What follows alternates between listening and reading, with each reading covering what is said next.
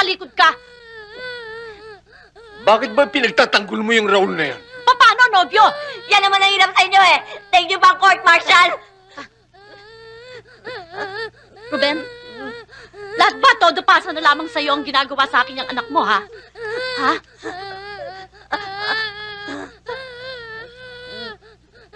Nobyo mo ba si Raul? Sumagot ka! Hindi po. Ito ang tanda mo. Ang gusto ko, mag-uwi ka sa akin ng diploma. Nang dalaga ka. Wala na. Maliwanag? Opo. No more.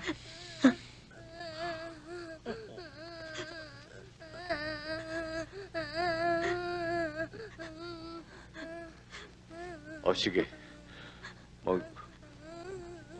Shake hands kayo ni Joel.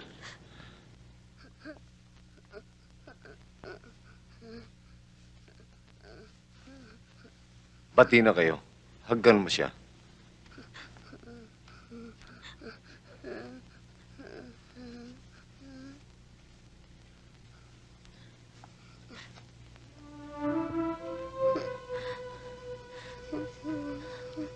May go to my room now. O sige.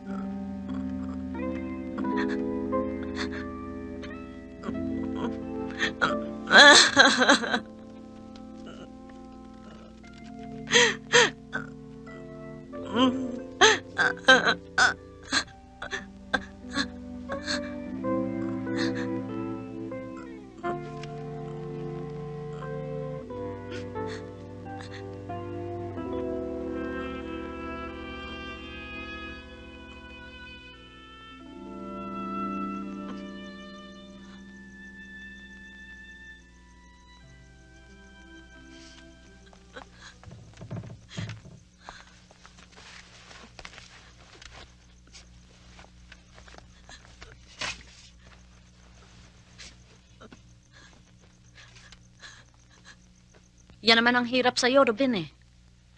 Talagang sa kanya ka namang kampe. Konting salita lamang sa'yo ni Shane, paniwala ka kaagad. Kagaya kanina. Tanggap ka kaagad na hindi nga sila magnobyo ni Raul. Lori, hindi marunong magsinungaling sa akin ang anak ko. Ewan ko rin, Ruben. Pareho kami babae ng anak mo.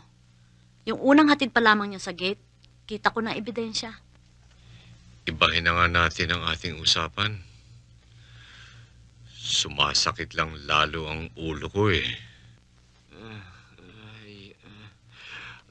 Dito. Aray. Ibaba mo nga yung kamay mo. Lori, bukas, isama natin mag-shopping si Shane at si Joel. Magbo-blowout ako. Wala tayong ibang lakad bukas kung hindi ang pagpapacheck up mo sa mata. Gusto mo bang lumala ang migraine mo dahil sa traffic at sa sikip ng tao sa department store? Ikaw naman kasi, di ka pa mag-aral magmaneho eh. Para makapunta ka kung saan mo man gusto. Bayan mo, bibili kita ng sarili mong sasakyan. Ay, ayoko nga magmaneho. Alam mo naman, nervyosa ako eh. At saka pag sa iba ako nakasakay, palagay ko ba para ako mababangga? Palagay lang ang loob ko pag ikaw nagmamaneho eh. Sabi mo lang yan.